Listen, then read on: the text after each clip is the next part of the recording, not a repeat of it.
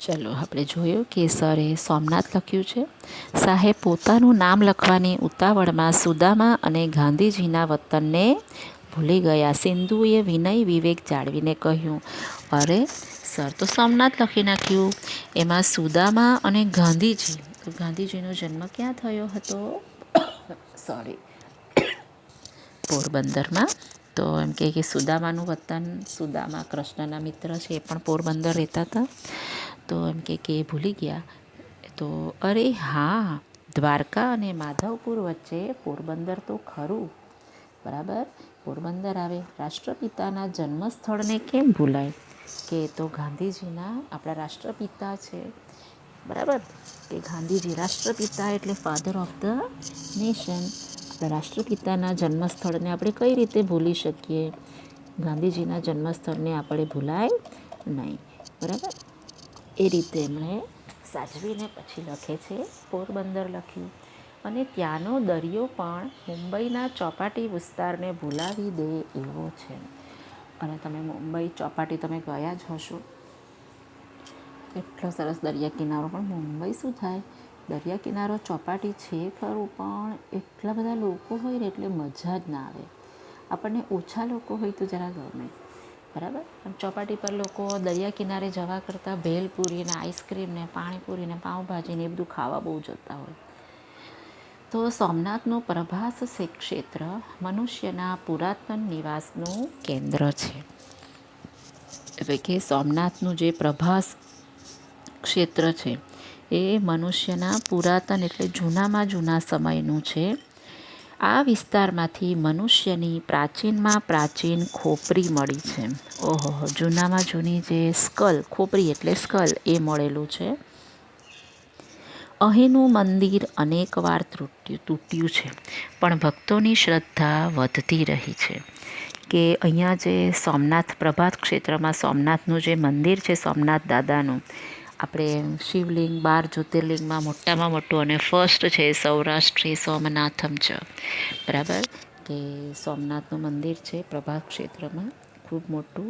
એવું કહેવાય છે કે મોહમ્મદ ગઝનીએ 17 વાર એની પર ચડાઈ કરી હતી, 17 ટાઈમ્સ, અને લૂંટીને લઈ ગયો હતો. એમાંથી બધું એટલું જ્વેલ્સ હતું એમાં. કે અહીંનું મંદિર અનેકવાર તૂટ્યું, પણ ભક્તોની શ્રદ્ધા વધતી રહી. લોકો એટલું જ એમાં આસ્થા રાખતા. અત્યારે જે ભવ્ય મંદિર આખા દેશના યાત્રીઓને ખેંચી લાવે છે એ 7મું છે. એનું રિનોવેશન 7th ટાઈમ્સ કર્યું છે. દ્વારકાનું ત્રિલોક સુંદર જગત મંદિર પણ સમુદ્ર કિનારાની શોભા છે. જે દ્વારકાનું મંદિર છે એ પણ 3 લોકમાં ખૂબ જ સુંદર છે અને સમુદ્ર કિનારે પણ આવેલું છે, બરાબર. ચલો સર, તમે એકવાર 7 દ્વારકાની વાત કરતા હતા કે સર તમે તો એકવાર, કારણ કે જોગ્રાફીના સર છે, તો કે સર તમે તો એકવાર 7 દ્વારકાની વાત કરતા હતા.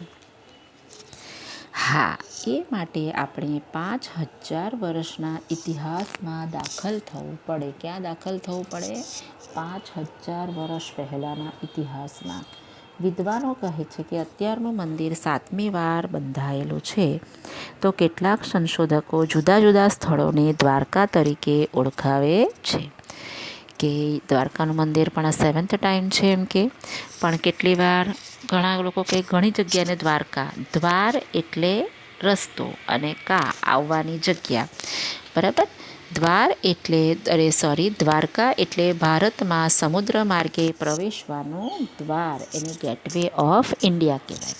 ગુજરાતીમાં એને દ્વારકા કહીએ. એમ તો દીવ દ્વારા પણ વિદેશીઓ ભારતમાં ક્યાં નથી પ્રવેશ્યા? સાચી વાત છે. દીવમાં પણ હતા ને પોર્ટુગીઝો. આપણા અહીંયા દમણમાં હતા પોર્ટુગીઝ, ગોવામાં હતા પોર્ટુગીઝ, પોંડિચેરીમાં હતા, જે હવે પુડુચેરી કહેવાય છે. તો એમ કે દીવથી પણ તો વિદેશીઓ આવ્યા જ છે ને. તળાજા પાસેનું ભવનાથ મંદિર. આજ મહારાજ જલ પર ઉદય થઈ જોઈને કવિકાંતનું એ કાવ્ય ભવનાથના સાગર કિનારે રચાયેલું છે, બરાબર. નજીકમાં મણાર અલંગમાં વહાણ તોડવાનું વિશ્વવિખ્યાત કેન્દ્ર છે. હવે આપણે ભાવનગર સાઈડ આવી ગયા. તો એમ કે અહીંયા નજીકમાં છે મણાર અલંગ. ઓકે, અલંગ કહેવાય એ મણાર અલંગ. એ વહાણ તોડવાનું વિશ્વવિખ્યાત કેન્દ્ર છે. એટલે શિપ બ્રેકિંગ સેન્ટર તમારે ઓલ ઓવર વિશ્વવિખ્યાત, બહુ ફેમસ છે. ઓલ ઓવર વર્લ્ડમાં કોઈ પણ મોટી શિપને જો બ્રેક કરવી હોય, ડિફ્યુઝ કરવું હોય તો એને ક્યાં લઈ આવવામાં આવે? અલંગ લઈ આવવામાં આવે. પ્રાચીન કાળમાં ધોલેરા લોથલ સુધી વહાણવટું ચાલતું. કે જૂના વખતમાં ધોલેરા, આપણને ખબર છે ધોળેલા લોથલ સુધી વહાણવટું ચાલતું. એટલે લોકો બાય વહાણ એટલે શિપથી જતા. બરાબર ને?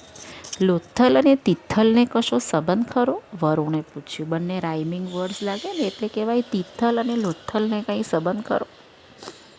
તો સર કે સંબંધ સમુદ્રના 1666 કિલોમીટરનો સંબંધ તો છે, પણ આટલા કિલોમીટર અંદર એ લોકોનું વચ્ચે ડિસ્ટન્સ છે.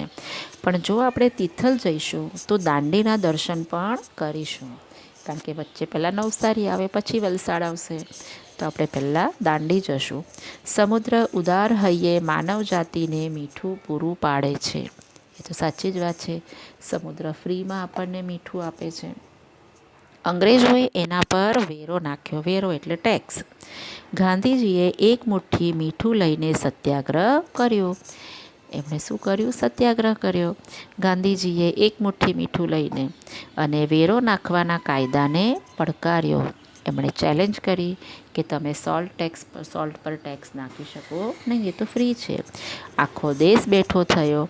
ભારત પર દરિયાના ઉપકાર કંઈ ઓછા નથી આપણા ઉપર, કારણ કે આપણા તો 3 જગ્યાએ દરિયો છે. તો આપણો મેઇન, આપણે બધી વસ્તુઓ ક્યાંથી મેળવીએ છીએ? દરિયામાંથી, દરિયા કિનારેથી. સી ફૂડ હોય કે કંઈ પણ.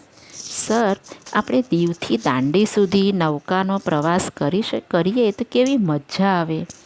કહે છે કે પહેલાં લોકો સોમનાથથી સીધા ખંભાત જતા. બરાબર? ખંભાત, ગલ્ફ ઓફ ખંભાત, સોમનાથથી જતા. મોટા થાવ ને પછી જજો.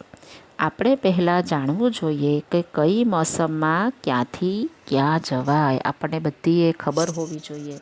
કઈ સિઝનમાં દરિયો તોફાની બને, ક્યારે હાઈ ટાઈડ હોય, લો ટાઈડ હોય, આપણે બધું એનો અભ્યાસ કરવો પડે. માંડવી અને માધવપુરના દરિયા કિનારે રેતીના વિશાળ પટ છે. તો દીવ અને સોમનાથ પાસે કિનારાથી જ ઊંડાણ શરૂ થઈ જાય. સર કે છે જો, દરેક બંદરના કાંઠાના જળનો નોખો રંગ. દરેક જે બંદર છે, પોર્ટ એરિયા, એનો દરેક જગ્યાએ એનો નોખો એટલે અલગ અલગ રંગ છે દરિયાનો પણ, અને નોખું વ્યક્તિત્વ, તેની સુંદરતા પણ અલગ હોય છે. ગુજરાતીઓ દરિયાખેડુ ગણાય છે. ગુજરાતીઓ સ્પેશિયલી દરિયાખેડુ ગણાય, કેમ કે એ દરિયાને ઓળખે છે. આપણને દરિયો ગમે છે, દરિયાને ઓળખે, એ પૂજે છે. આપણે દરિયાની પૂજા કરીએ. ઝૂલેલાલના ગીત તમે સાંભળ્યા હશે. સિંધીઓ એ ગાય છે. સિંધીઓના જે દેવ છે એનું નામ ઝૂલેલાલ. બરાબર? અને એ ઝૂલેલાલે હિન્દુ મુસલમાનને એક માન્યા છે.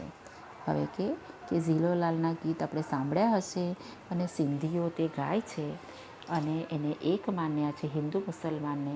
એ વરુણ દેવનો અવતાર ગણાય. વરુણ એટલે દરિયો, દરિયાદેવના અવતાર ગણાય. આપણે સામે જુઓ મેપ આપ્યો છે, અને આખા જે સાઈડનો મેપ ગુજરાતની, એ બધી જગ્યાએ સોમનાથ લખેલું છે. સોમનાથનું તમને નીચે મંદિરનું ચિત્ર, અને આ બાજુ દક્ષિણ બાજુ એટલે આખો દરિયા કિનારો સરે જે લખ્યો હતો એ. તો હું મારું નામ દરિયાલાલ રાખી શકું? વરુણે કહ્યું. વરુણે કહ્યું, સારું, મારું નામ છે તો હું મારું નામ દરિયાલાલ રાખું. વરુણે કહ્યું. ત્યાં સિંધુ સાહેબની રજા લઈને ગાવા લાગ્યો. ત્યાં સિંધુ એક ગીત ગાય છે કે સર હું ગાઉં?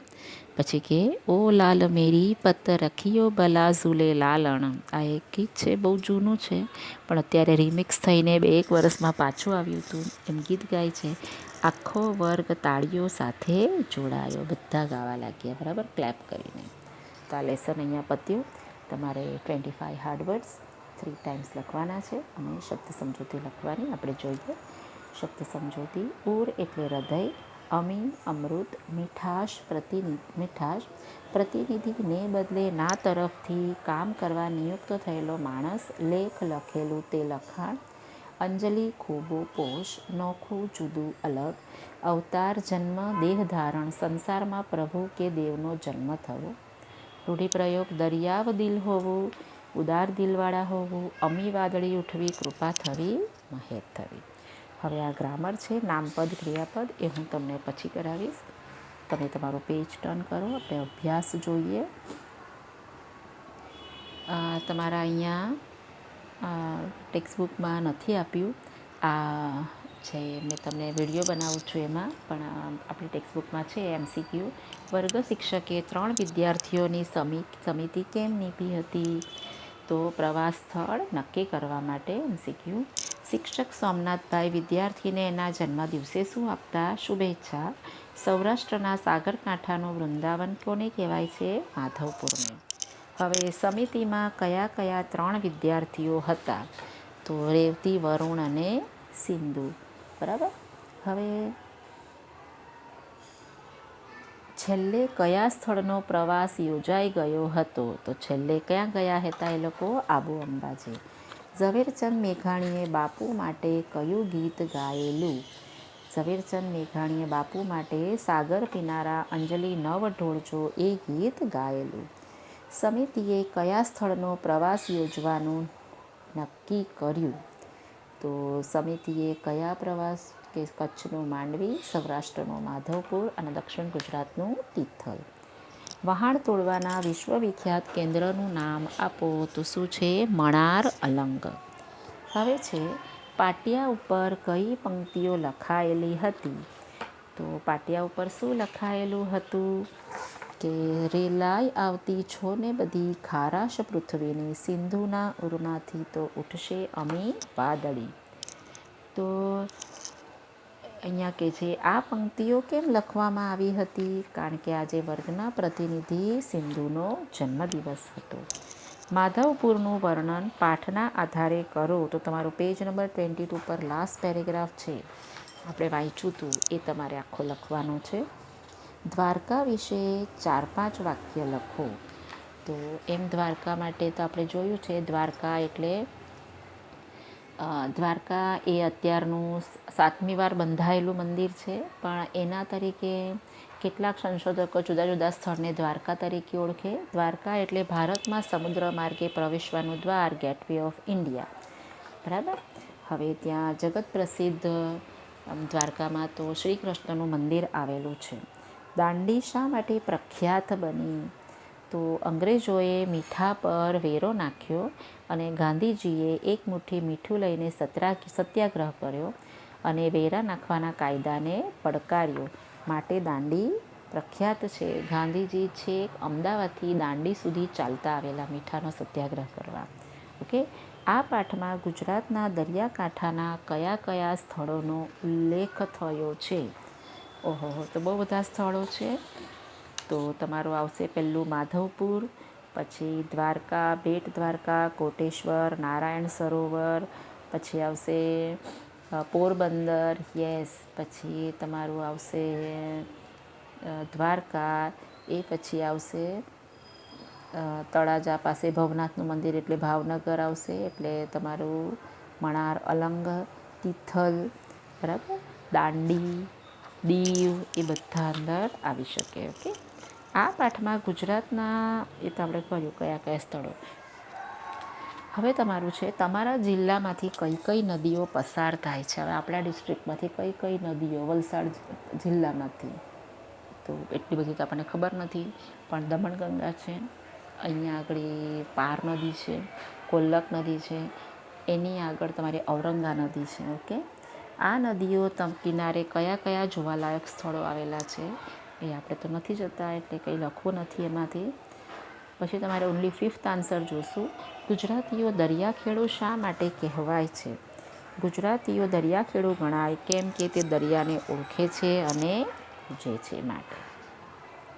હવે તમારું છે શિક્ષકની મદદથી નીચેના ફકરાનું શ્રુત લેખન કરો. પાછું એ જ પેરેગ્રાફ છે, સૌરાષ્ટ્ર માધવપુરવાળો. બહુ સરસ. આ નામપદ ક્રિયાપદ અત્યારે નથી કરવાનું, એ આપણે જોશું. હવે બાકીનું આપણે નહીં કરીએ.